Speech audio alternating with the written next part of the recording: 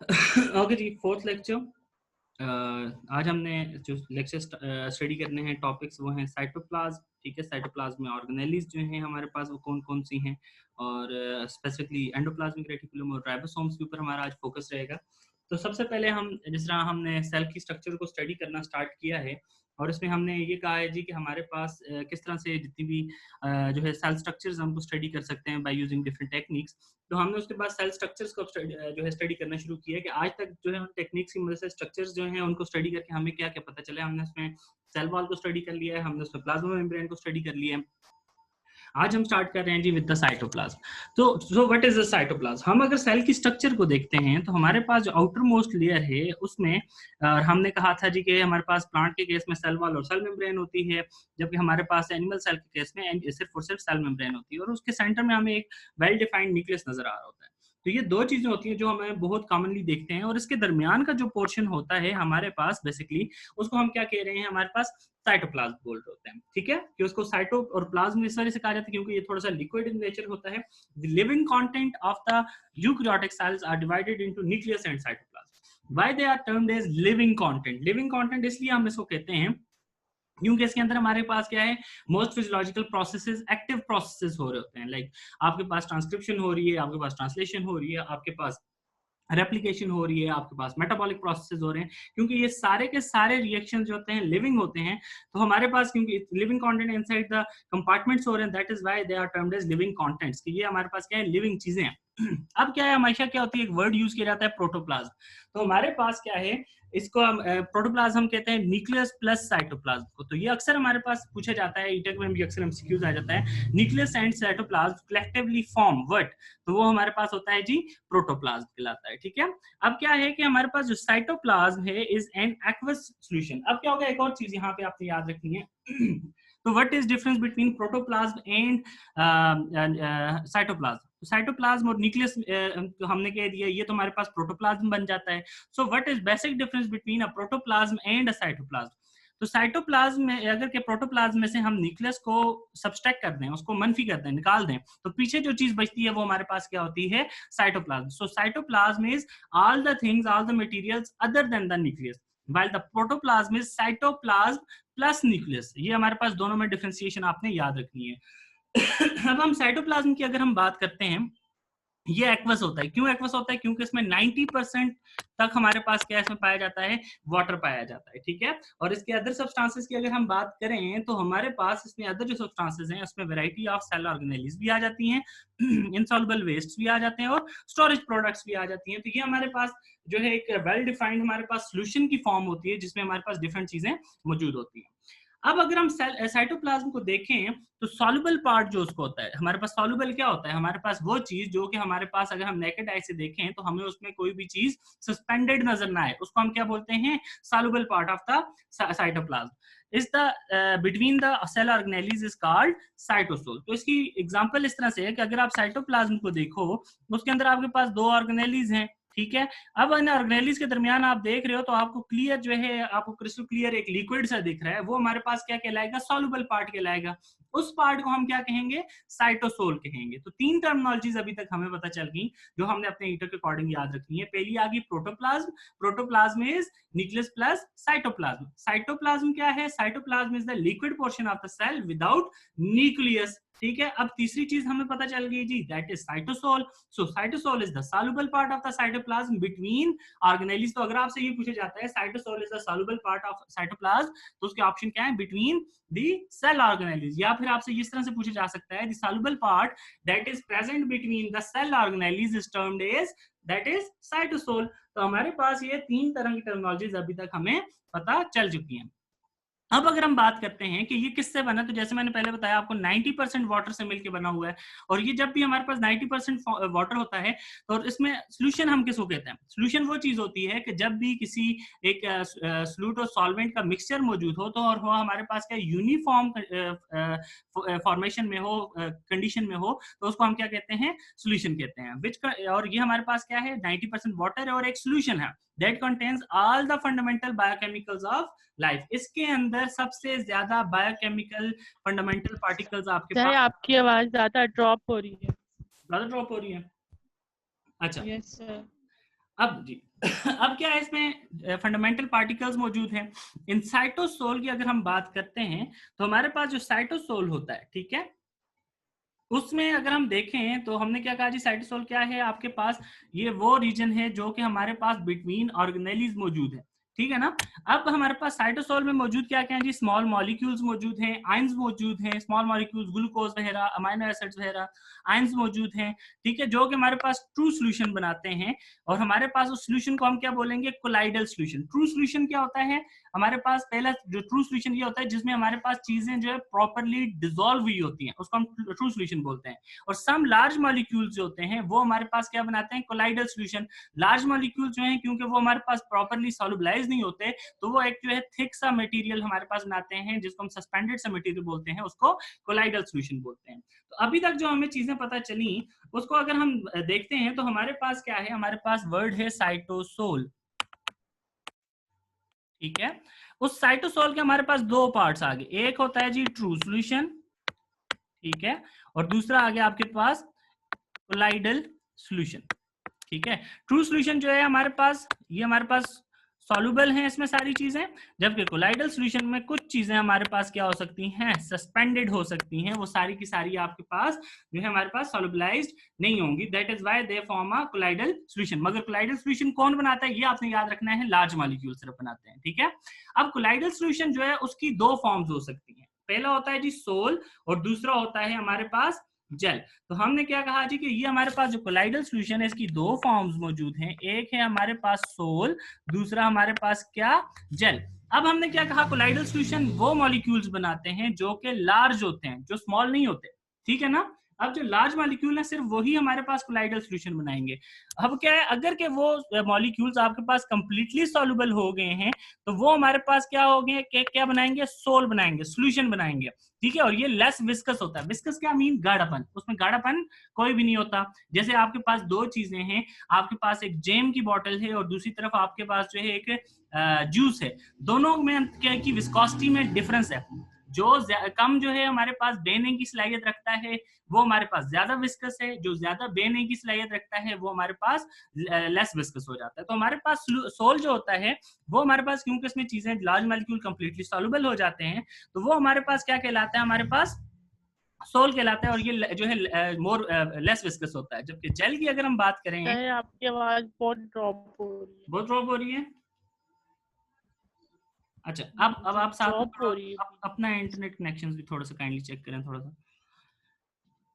Yes sir. अच्छा, अब क्या होता है कि जब हमारे पास बाकी जो चीजें हैं जो कि हमारे पास लेस विस्कस हैं, मीन के हमारे पास विस्कस सॉल्यूशन बनाती हैं, उसको हम क्या बोलते हैं, जेल बोलते हैं, ठीक है। अब अगर हम देखते हैं अपने स्लाइड्स को तो हमारे पास कोलाइडल सॉल्यूशन में be sol that is non viscous, ठीक है, or a gel, jelly like or viscous. तो हमारे पास कोलाइडल सॉल्यूशन दो तरह का हो सकता है, वो सोल भी हो सकता है, वो जेल भी हो सकता है। अगर वो सोल होगा वो नॉन विस्कस होगा, मीन वो गाढ़ा नहीं होगा। और अगर क्या वो हमारे पास जो है हम उसको कहते हैं जेल, तो जेल जो है वो जेली लाइक मीन विस्कस होता है, ठीक है।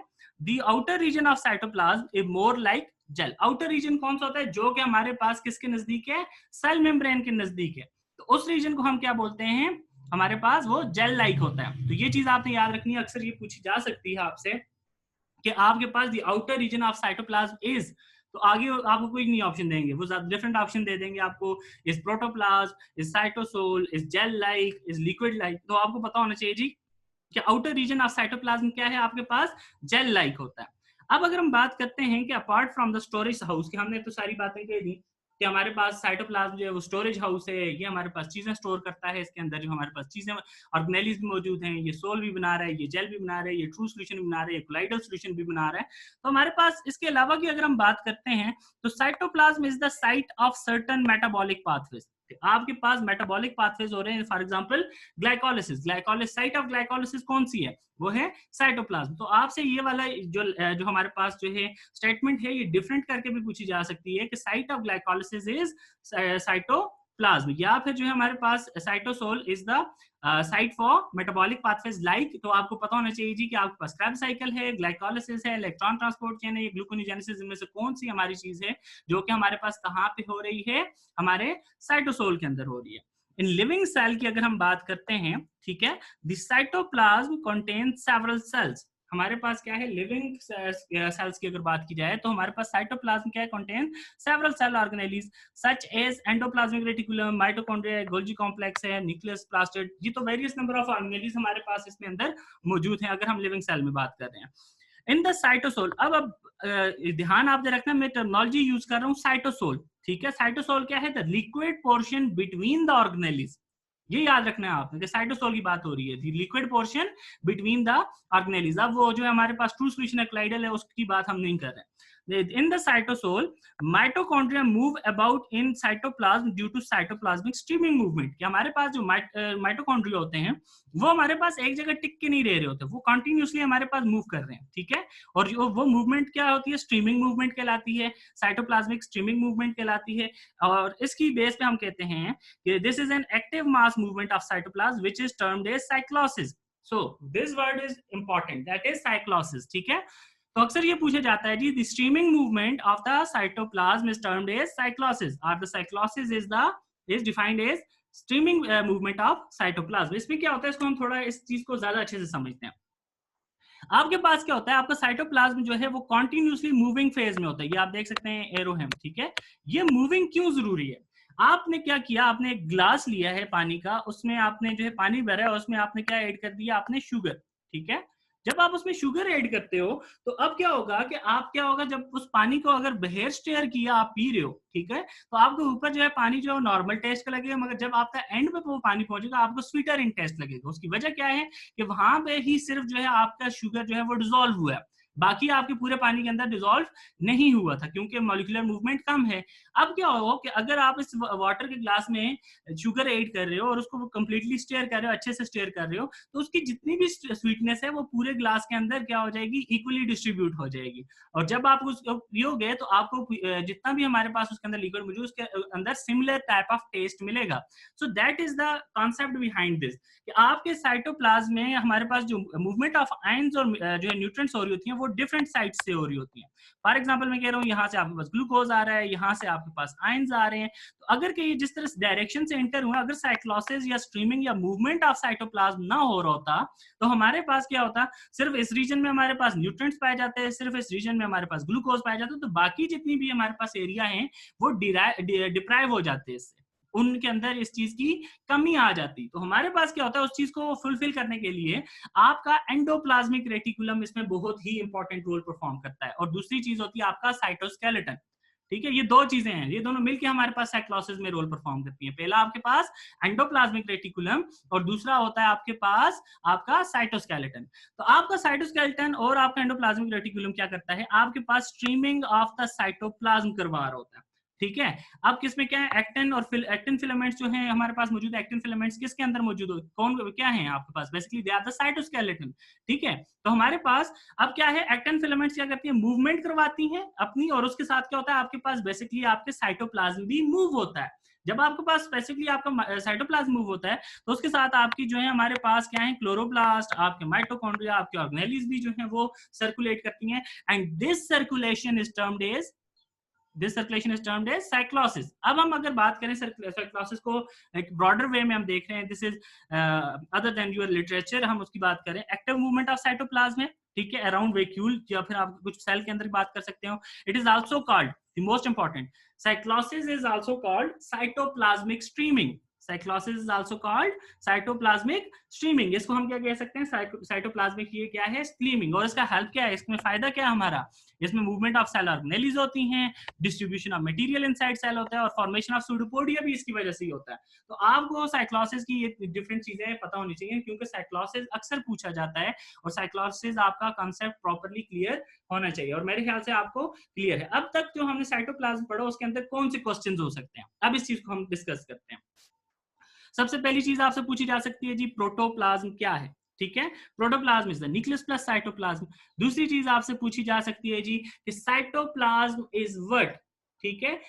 या फिर ये पूछा जा सकता है जी, cytoplasm and the difference between cytoplasm and protoplasm is without nucleus, या फिर हमारे पास दोनों में डिफरेंस बेसिकली क्या है कि साइटोप्लाज्म में हम न्यूक्लियस को कंसिडर नहीं करते, जबकि प्रोटोप्लाज्म में न्यूक्लियस को कंसिडर किया जाता है। उसके बाद अगर हम आपसे क्वेश्चन पूछें तो वाटर कितने परसेंट मौजूद है आप में, ठीक है, वाटर आपके पास 90% है। Cytosol is the region that is present between cell organelles. That could be another question. Cytosol is the region between cell organelles. उसके बाद अगर हम बात करते हैं तो हमारे पास ये पूछा जाता है which type of molecules form colloidal solution. तो आपके पास कौन से टाइप ऑफ मॉलिक्यूल्स क्या आपके कोलाइडल सॉल्यूशन बनाते हैं? तो आपके पास हमेशा लार्जर मॉलिक्यूल्स कोलाइडल सॉल्यूशन बनाते हैं, स्मॉलर मॉलिक्यूल्स आपके पास ट्रू सॉल्यूशन बनाते हैं। या फिर आपसे ये पूछा जा सकता है always which type of molecules form true solution. वहां पे आपको ऑप्शन दिए जाएंगे large molecule, medium molecule, small molecule, all of these. तो आपको पता होना चाहिए जी स्मॉल मॉलिक्यूल्स और आयंस ये दोनों हो सकते हैं ऑप्शन जो आपके अप्रोप्रिएट आंसर्स हैं। तो इसमें से जो आपको पर्टिकुलर आंसर होगा वो आपने करना है। उसके बाद अगर हम बात करते हैं तो colloidal solution is of dash types. Two types हैं जी आपके पास, non viscous that is sol and a viscous that is gel. या फिर इसमें से इस तरह से क्वेश्चन आ जाता है जेल के जी विस्कस होती है, नॉन विस्कस होती है या कोलाइडल होती है। तो आपको पता होना चाहिए जेल क्या होती है, विस्कस होती है। And the outer region of cytoplasm is gel like. तो ये कुछ क्वेश्चंस अभी तक जो हम डिस्कस करेंगे ईटा पॉइंट ऑफ व्यू से आपसे पूछे जा सकते हैं। हर एक लाइन से आपको कोई ना कोई क्वेश्चन हो सकता है।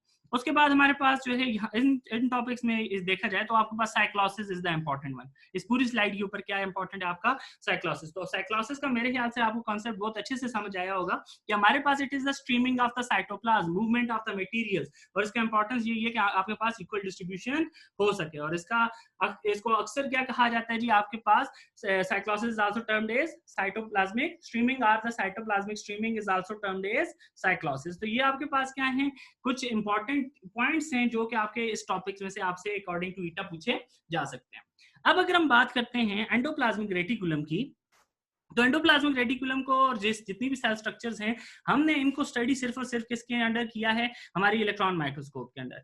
क्यों? क्योंकि आपके पास कंपाउंड माइक्रोस्कोप होगी, आपकी लाइट माइक्रोस्कोप होगी, ये आपके पास इनकी इतनी कैपेबिलिटी नहीं होती कि ये आपको इतना मैग्नीफाई करके नहीं दिखा सकते जितना आपको इलेक्ट्रॉन माइक्रोस्कोप दिखा रही होती है। ठीक है, अब होता क्या है कि आपका electron microscope is a network of channels that can be seen running through the cytoplasm in all of the eukaryotic cell. So what do you mean by this statement? क्या ये prokaryotic cell में absent होते हैं? Yes. Endoplasmic reticulum are absent in the prokaryotic cell. आपके पास सिर्फ और सिर्फ ये कहाँ पे मौजूद है, आपके यूकैरियोटिक सेल के अंदर मौजूद होते हैं, ये आपके प्रोकैरियोटिक सेल के अंदर मौजूद नहीं होते हैं। These channels are continuous with the plasma membrane and in contact with the nuclear membrane. अब इसका क्या मतलब हुआ? तो मतलब ये हुआ जी कि आपका एक सेल है, उसके अंदर न्यूक्लियस मौजूद है, तो आपका एंडोप्लाज्मिक रेटिकुलम आपके सेल से स्टार्ट होते हैं और आपके साइटोप्लाज्म तक जा रहे होते हैं। इसका मतलब क्या हुआ कि एक तरफ से वो उन्होंने कनेक्टेड हैं वो किसके साथ, न्यूक्लियस के साथ, और दूसरी तरफ से वो कनेक्टेड किसके साथ हैं, आपके सेल मेम्ब्रेन के साथ या प्लाज्मा मेम्ब्रेन के साथ। तो इसका पर्पस क्या हुआ? इसका पर्पस ये है जी कि हमारे पास क्योंकि कम्युनिकेशन में इनका बहुत ही इंपॉर्टेंट रोल होता है, तो हमारे पास ये आपके सेल मेम्ब्रेन के ऊपर जो हमारे पास ग्लाइकोप्रोटीन ग्लाइकोलिपिड्स हमने पढ़े थे जी कि वहां पे आपके पास सिग्नल्स आ रहे होते हैं, HER कॉम्प्लेक्स की फॉर्मेशन हो रही होती है, तो वो सिग्नल्स आपके पास न्यूक्लियस तक कौन लेके आ रहा है, आपका एंडोप्लाज्मिक रेटिकुलम ही लेके आ रहा होता है। ठीक है ना, this whole system of channel is said to be endoplasmic reticulum. तो हमारे पास सिंपल आप कह सकते हो जी कि एक इस तरह से हमारे पास मौजूद है, नेटवर्क मौजूद है हमारे पास, तो वो नेटवर्क हमारे पास क्या कहलाता है, एंडोप्लाज्मिक रेटिकुलम कहलाता है। और एंडोप्लाज्मिक रेटिकुलम कहां से कहां तक है, आपके प्लाज्मा मेम्ब्रेन से आपके न्यूक्लियस तक कनेक्टेड है। These membranes are widely appearance of form cell to cell। ठीक है, अब हम इसको स्टडी करते हैं अकॉर्डिंग टू फिगर्स, हम कि हमारे पास ये किस तरह से हैं। तो these channels are separated from cytoplasmic material by a spherical or tubular membrane, one above each other, called cisternae. That is singular अगर हम बोलेंगे तो cisternae। अब what is cisternae? cisternae क्या है जी, ये देखें कि आपके पास ये इस तरह से हमारे पास कंपार्टमेंट्स बने हुए हैं, ये दूसरा अलग से कंपार्टमेंट है और ये तीसरा कंपार्टमेंट। अब इनके अंदर क्या है, हमारे पास साइटोप्लाज्मिक मटेरियल से इसको सेपरेट कर रहे हैं, अलग कर रहे हैं। मीन ये मेम्ब्रेन्स हैं किसकी, आपके एंडोप्लाज्मिक रेटिकुलम की। तो हमारे पास हर एक फोल्ड जो इस तरह से बन रहा है, ठीक है, ये हमारे पास क्या कर रहे हैं, इसको सेपरेट कर रहे हैं हमारे पास साइटोप्लाज्मिक फ्लूइड से या साइटोप्लाज्मिक मटेरियल से। और इन चैनल्स को, इन मेम्ब्रेन्स को, ये जो पूरा कंपार्टमेंट एक बन रहा है, ये वाला पूरा, इस पूरे एक कंपार्टमेंट को हम क्या बोल रहे हैं, सिस्टर्निया बोल रहे हैं, और इसको सिंगुलर दैट इज सिस्टर्नी। ठीक है, अब इस सिस्टर्नी के अंदर क्या होता है, ठीक है, इस सिस्टर्नी के अंदर का जो रीजन होता है इसको हम बोलते हैं ल्यूमेन, इसको हम क्या बोलते हैं, ल्यूमेन। और इस ल्यूमेन के अंदर क्या होते हैं, आपके पास एंडोप्लाज्मिक रेटिकुलम का अपना फ्लूइड होता है, इसके अंदर एंजाइम्स होते हैं, इसके अंदर इसकी मशीनरी होती है जो कि हमारे पास various sort of functions perform कर सकते हैं। अब अगर आप ये देखें तो ये आपके पास इनसाइड क्या दिखा रहे हैं जी, आपके पास क्या है, न्यूक्लियस है, दैट इज योर न्यूक्लियस। अब ये न्यूक्लियस से हमारे पास डायरेक्टली कनेक्टेड है, आपके पास जो एंडोप्लाज्मिक रेटिकुलम है ये यहाँ से कनेक्टेड है और ये पीछे की तरफ आ रहा है। अब हमारे पास यहाँ से एक चीज हम अभी नेक्स्ट टॉपिक की यहीं से डिस्कस कर लेते हैं, दैट इज कि आपका साइटो एंडोप्लाज्मिक रेटिकुलम दो तरह का होता है। पहला होता है जी रफ एंडोप्लाज्मिक रेटिकुलम और दूसरा होता है स्मूथ एंडोप्लाज्मिक रेटिकुलम। बेसिकली दोनों के अंदर जो है डिफरेंस बेसिक जो है वो किसका है, आपके राइबोसोम्स का है। आपके वो एंडोप्लाज्मिक रेटिकुलम के पोर्शन जिसके ऊपर क्या मौजूद है, आपके रफ एंडोप्लाज्मिक रेटिकुलम मीन आपके राइबोसोम्स मौजूद है सिंपली। तो राइबोसोम्स की मूवमेंट मौजूदगी की वजह से वो उनकी सरफेस क्या हो जाती है, रफ हो जाती है। तो that is why they are termed as rough endoplasmic reticulum. और स्मूथ एंडोप्लाज्मिक रेटिकुलम उनके ऊपर आपके पास राइबोसोम्स नहीं होते, तो उनको हमारे पास राइबोसोम्स होने की वजह से उनकी सरफेस जो है प्लेन होती है, और that is why they are termed as smooth endoplasmic reticulum, जो हमने अभी डिस्कस किया कि आपके पास एक रफ फॉर्म है और एक स्मूथ फॉर्म है, ठीक है। जो रफ फॉर्म है they are with attached with ribosomes, they are attached with ribosomes, while the smooth endoplasmic reticulum जो होते हैं वो विदाउट राइबोसोम्स होते हैं। अब अगर हम बात करते हैं रफ एंडोप्लाज्मिक रेटिकुलम की, RER भी इसको कहा जाता है, they are mostly present in outside the nuclear membrane. तो ये कहां पे मौजूद है जी, आउटसाइड द न्यूक्लियर मेम्ब्रेन है, ये इनसाइड न्यूक्लियर मेम्ब्रेन नहीं है, thus involved in the protein synthesis. और इसी वजह से ये किसमें इन्वॉल्व है, प्रोटीन सिंथेसिस। हमें पता है जी कि आपके पास ये प्रोटीन सिंथेसिस में क्यों इन्वॉल्व है, क्योंकि इनके ऊपर मौजूद क्या है, आपके राइबोसोम्स है। तो बेसिकली आपका रफ एंडोप्लाज्मिक रेटिकुलम जो है वो प्रोटीन सिंथेसिस नहीं कर रहा, उसके ऊपर मौजूद आपके राइबोसोम्स प्रोटीन सिंथेसिस कर रहे हैं। मगर क्यों, क्योंकि वो आपके राइबोसोम्स आपके एंडोप्लाज्मिक रेटिकुलम के ऊपर मौजूद है। सो वी कैन से कि ये हमारे पास किसमें इन्वॉल्व है, प्रोटीन सिंथेसिस में इन्वॉल्व है।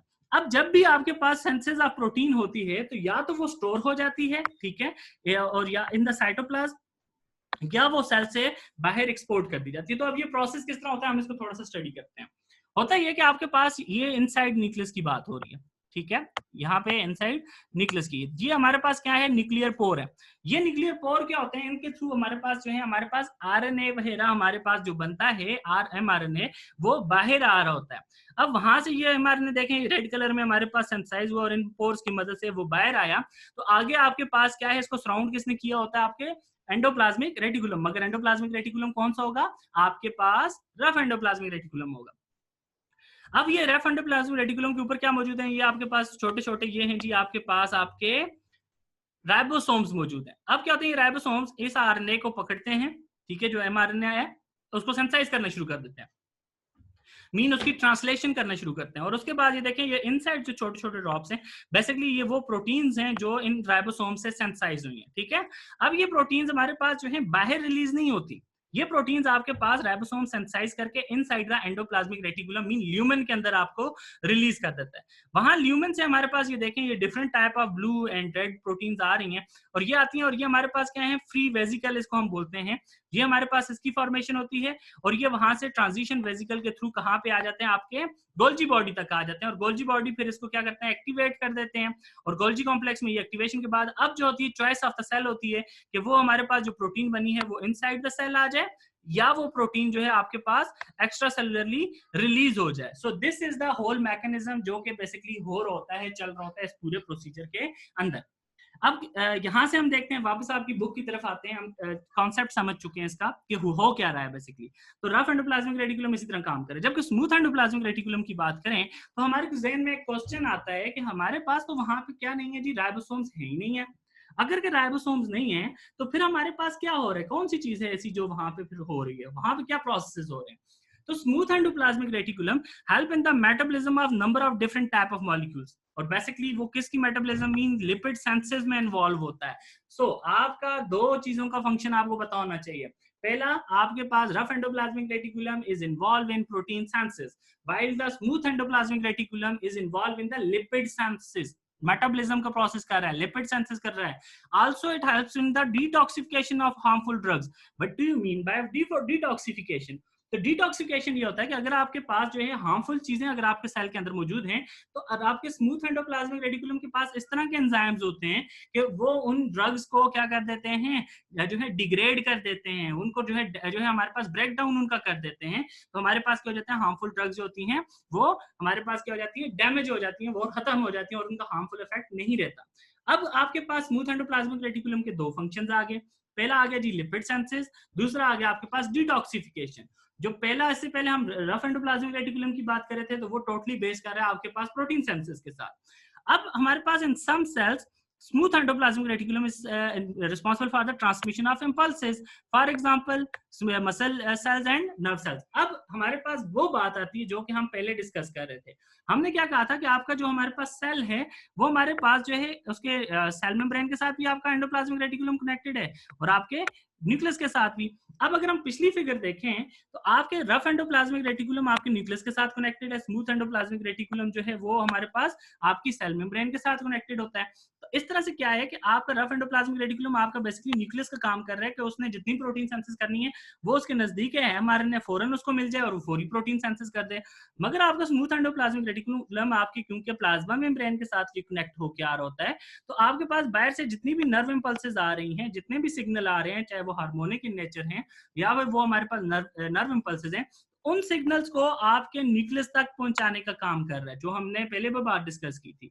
तो हमारे पास इसी वजह से ये हमारे पास मसल सेल्स और नर्व सेल्स में बहुत ही इंपॉर्टेंट रोल परफॉर्म कर रहा है। Also smooth endoplasmic reticulum plays an important role in the transport of material from one part of the cell to another। तो हमने क्या कहा जी कि स्मूथ एंडोप्लाज्मिक रेटिकुलम ओवरऑल ज्यादा वर्क कर रहा है। पहला क्या, लिपिड सिंथेसिस कर रहा है, डिटॉक्सिफाई कर रहा है हार्मफुल ड्रग्स को। तीसरा आपके पास ट्रांसमिशन ऑफ नर्व इंपल्सेस भी कर रहा है। चौथा हमारे पास अभी रोल आ गया जी ट्रांसपोर्ट ऑफ मटेरियल्स भी करता है। ये transport of materials all parts of the cell को भी कर रहा है। जैसे मैंने आपको बताया था कि आपके पास आपका एंडोप्लाज्मिक रेटिकुलम आपके साइक्लोसिस में भी इन्वॉल्व है। तो आपके पास उस साइक्लोसिस के प्रोसेस में बेसिकली क्या होता है, आपका smooth endoplasmic reticulum role perform कर रहा होता है। And it also provide the mechanical support to the cell. What do you mean by mechanical support? तो मैकेनिकल सपोर्ट ये होती है कि आपके सेल को फिजिकल सपोर्ट दी जाए। आपके सेल के ऊपर कोई भी प्रेशर पड़ सकता है, तो उस प्रेशर को बियर करना, उस प्रेशर को आगे से काउंटर करना, वो किसका काम है? आपके साइटोस्केलेटन और आपके स्मूथ एंडोप्लाज्मिक रेटिकुलम का। और आपके सेल की शेप को भी इसी तरह से मेंटेन किया जाता है। अब अगर हम देखते हैं थोड़ी सी इंपॉर्टेंट चीजें हमारे पास ईटा पर्सपेक्टिव से अब हम डिस्कस कर रहे हैं। तो हमारे पास दो तरह की शेप्स बन रही हैं आपके पास आपके एंडोप्लाज्मिक रेटिकुलम की, ठीक है। अब अगर हम देखें, sorry this is Golgi operators की बात हो रही है, वो हम बाद में लेटर ऑन डिस्कस करेंगे। तो हम जो चीजें डिस्कस कर रहे थे वो यही हैं कि हमारे पास ल्यूमेन आपको याद रखनी क्या है, आपको सिस्टर्नी याद रखनी है क्या है, आपको स्मूथ एंडोप्लाज्मिक का रोल क्या है, आपके रफ एंडोप्लाज्मिक का रोल क्या है। तो अभी हम देखते हैं कि आपके ईटा के क्वेश्चंस क्या आ सकते हैं इसमें से। सबसे पहली चीज आपके पास ये पूछी जा सकती है जी कि आपके पास endoplasmic reticulum runs between plasma membrane and nucleus. Plasma membrane and nucleus के इन दोनों के दरमियान आपका एंडोप्लाज्मिक रेटिकुलम मौजूद होता है। And the whole system of channel is said to be endoplasmic reticulum. तो ये आपका पहला क्वेश्चन हो सकता है जी कि आपका एंडोप्लाज्मिक रेटिकुलम कहां से कहां तक पाया जाता है, ठीक है। दूसरा हमारे पास ये पूछा जा सकता है जी role of cisternae is to separate from the cytoplasmic material. कि आपका साइटोप्लाज्मिक मटेरियल से आपको सेपरेट करना, ये किसका काम है? आपके पास सिस्टर्नी का रोल है, ठीक है। और या फिर ये पूछा जा सकता है जी cisternae are spherical or tubular membranes. Cisternae are spherical or tubular membrane. यहाँ पे देखें ये स्फेरिकल है, यहाँ पे ये देखें ये आपके पास ट्यूबुलर ट्यूब फॉर्मेशन हो रही है। दैट इज द डिफरेंस कि आपके पास ये क्या है, स्फेरिकल भी हो सकता है या फिर ये हमारे पास क्या होता है ट्यूबुलर भी हो सकता है, मीन ट्यूब लाइक स्ट्रक्चर भी बना सकते हैं। दूसरा हमारे पास ये आपको पता होना चाहिए सिस्टर्नी का सिंगुलर क्या होता है जी, सिस्टर्ना, ठीक है। उसके बाद हमसे ये पूछा जा सकता है जी कि आपके पास दो फॉर्म्स है, एक रफ फॉर्म है और एक स्मूथ फॉर्म है। तो रफ फॉर्म क्यों कहा जाता है? Due to the presence of ribosomes. और दूसरी चीज आपके पास रफ एंडोप्लाज्मिक रेटिकुलम का फंक्शन क्या है, ठीक है। अब क्या है उसके बाद हमसे नेक्स्ट जो क्वेश्चन हमसे पूछा जा सकता है वो function of smooth endoplasmic reticulum पूछा जा सकता है। और ये बहुत ज्यादा पूछा जाता है, क्यों?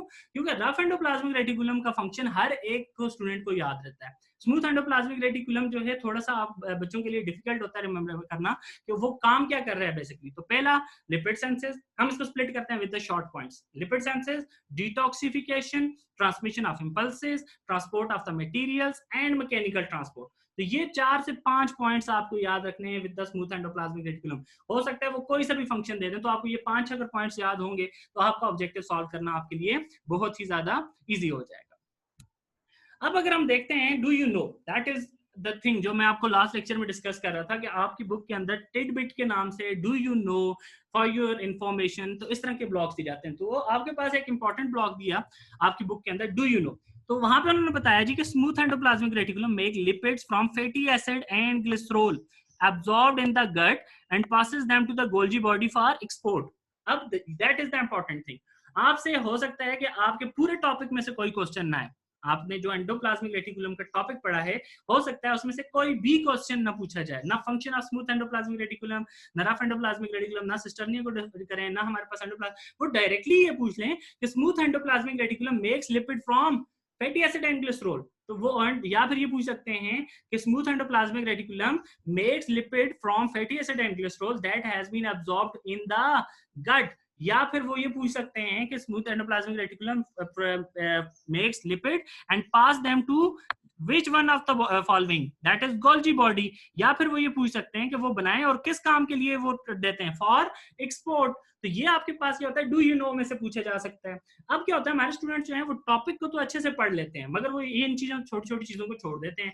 अब क्या होता है कि जब वो इन चीजों से क्वेश्चन आता है वो परेशान हो जाते हैं, ये तो हमने पढ़ा ही नहीं है। तो basically this is from your most of the questions of the eta are being picked from the these boxes. Do you know tidbit हो गया या फिर आपके फॉर योर इन्फॉर्मेशन, तो आपने इनको जो है लाजमी एक जो है रीड देना है किसके अंदर क्या है। तो पहली चीज आपको इस से पता चल गई कि स्मूथ एंडोप्लाज्मिक रेटिकुलम ने लिपिड किससे बनाने हैं, फैटी एसिड और ग्लिसरॉल से बनाने हैं, और वो कहाँ से एब्जॉर्ब करेंगे फैटी एसिड और ग्लिसरॉल, वो एब्जॉर्ब हम करेंगे जी हमारी बॉडी गट से एब्जॉर्ब करेगी। उसके बाद जो लिपिड बनेगा वो किधर जाएगा, वो गोल्जी बॉडी के पास जाएगा।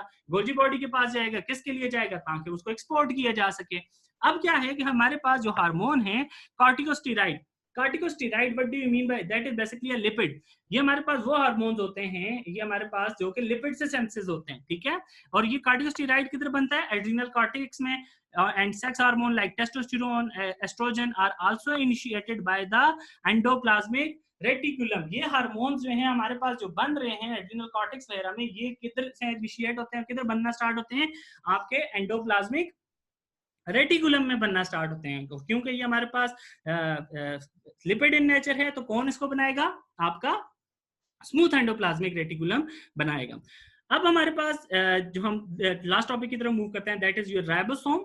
तो राइबोसोम में क्या है, that these are the tiny cell organelles about 20 nanometre in diameter. That is the thing जो आपको याद रखनी है। डायमीटर ऑफ राइबोसोम्स कितना होता है जी, that is 20 nanometre in diameter. और इसका काम क्या होता है, first studied by Palade in 1955, ठीक है। अब क्या है कि हमारे पास यूकैरियोटिक राइबोसोम जो हैं ऑलमोस्ट इक्वल अमाउंट, वो दो चीजों से मिलकर बना होता है।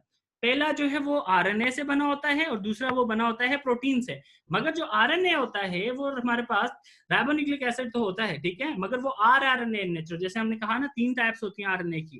पहली होती है जी आपके पास टी आरएनए, दूसरी होती है आपके पास एम आरएनए, तीसरी होती है आर आरएनए, ठीक है। तो हमारे पास जो राइबोसोम के अंदर आरएनए पाया जाता है वो कौन सा होता है, आर आरएनए होता है। So ribosomes are made up of 2 things, the rRNA and protein, ठीक है। that is why they are termed as ribonucleoproteins, ठीक है, they are termed as ribonucleoprotein। तो आपसे ये क्वेश्चन हो सकता है कि ribosomes are also termed as ribonucleoproteins, ठीक है। the RNA present in the ribosome is ribosomal RNA। RNA जो आपके पास राइबोसोम्स के अंदर मौजूद है वो हमारे पास, जैसे मैंने आपको बताया, क्या है आपके पास बेसिकली राइबोसोमल आरएनए। अब अगर हम बात करते हैं राइबोसोम्स की, तो ये दो तरह से आपके पास पाए जाते हैं आपके सेल के अंदर।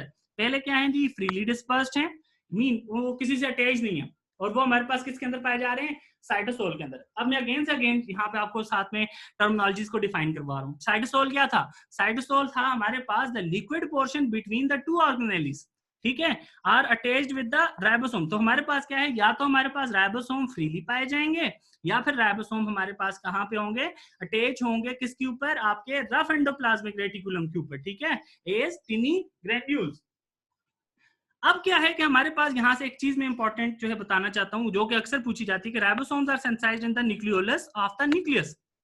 So what do you mean by nucleolus? So let's draw a diagram जिससे हमें ये पता चले कि न्यूक्लियोलस क्या चीज है। आपके पास मैं स्ट्रक्चर ड्रॉ कर रहा हूं, दिस इज योर न्यूक्लियस, ठीक है, and this is your cell.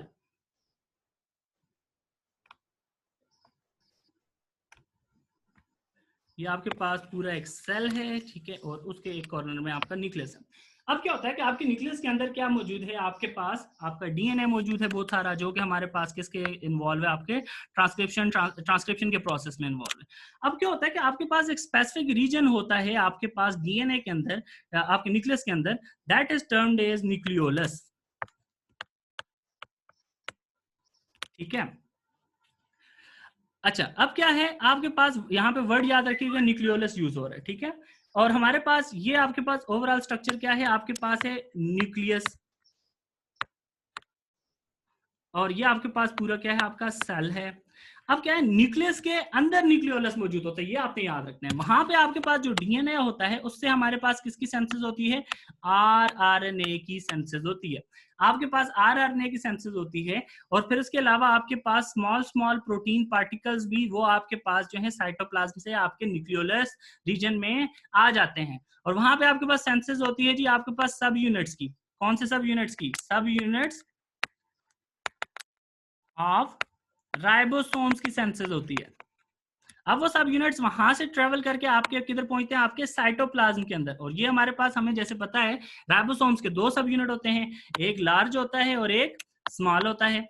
अब क्या हुआ, याद रखना है कि आपके पास न्यूक्लियस के अंदर एक रीजन है जिसको हम क्या बोल रहे हैं, न्यूक्लियोलस। और न्यूक्लियोलस के अंदर आपके पास आरआरएनए की भी सेंसेस होती है, और स्मॉल आपके जो आपके राइबोसोमल सब यूनिट्स हैं उनकी भी सेंसेस होती है। उसके बाद वो ट्रेवल करके आपके साइटोप्लाज्म में आ जाते हैं, लार्ज और स्मॉल सब यूनिट्स। और जब ट्रांसलेशन करनी होती है तब ये स्मॉल और लार्ज सब यूनिट जो है आपस में कंबाइन हो जाते हैं, और आपके पास ट्रांसलेशन का प्रोसेस हो रहा होता है। ठीक है। अब आपने एक और चीज जो याद रखनी है कि आपके पास अक्सर एक टर्म यूज की जाती है, और वो टर्म क्या होती है, न्यूक्लियोलर। ठीक है। तो अक्सर क्या होगा कि आपके पास जब ये वाला आपके पास ऑब्जेक्टिव पूछा जाएगा, तो आपसे दो चीजों का ऑप्शन आपको हमेशा दिया होता है। या वो आपको ऑप्शन में दे देंगे न्यूक्लियोलस, और दूसरा आपको ऑप्शन दे दिया होगा न्यूक्लियोलर। ठीक है। तो आपने दोनों चीजों के दरमियान डिफरेंशिएट करना है। अक्सर स्टूडेंट इसमें कंफ्यूज हो जाते हैं, न्यूक्लियोलस एंड न्यूक्लियोलर। ठीक है, LOR। अच्छा, अब क्या हुआ कि what is the basic difference between the nucleolus and nucleolar. Nucleolus वो रीजन है जो अभी हमने डिस्कस किया, जहां पे आपके राइबोसोम्स की सेंसेस होती है। ठीक है ना। जबकि न्यूक्लियोलर आपके पास जो रीजन होता है, ये आपके प्रोकैरियोट्स के अंदर पाया जाता है। किधर पाया जाता है, आपके प्रोकैरियोट्स के अंदर। प्रोकैरियोट्स के आपको पता है जी कि वहां पे आपके पास मेम्ब्रेन बाउंडेड जो है न्यूक्लियस नहीं होता। तो आपका वहां पे न्यूक्लियस जिस रीजन के अंदर बाउंड होता है, उस रीजन को हम क्या बोल रहे हैं, न्यूक्लियोलर रीजन बोल रहे होते हैं। ठीक है ना। तो अब आपने याद रखना है कि न्यूक्लियोलर और न्यूक्लियोलस दोनों के अंदर डिफरेंस क्या है। तो आपको याद रखना है जी कि अगर वहां पे वर्ड मौजूद है न्यूक्लियोलर, तो वहां पे उसका मतलब क्या है, ये प्रोकैरियोट्स की बात हो रही है। This is not my answer, answer is nucleolus. तो ये वर्ड आपने यूज रखना है कि आपके ईटा के अंदर मोस्टली आपके अल्फाज का हेर फेर होता है, जिसमें आपको स्टूडेंट को कंफ्यूज किया जाता है। तो आपने इस कंसेप्ट को लाजमी याद रखना है। So the ribosomes are synthesized in the nucleolus of the nucleus. Ribosomes की अगर हम बात करते हैं, they are consist of two sub units, one large and one small. ठीक है, एक लार्ज सब यूनिट होता है और एक स्मॉल सब यूनिट होता है।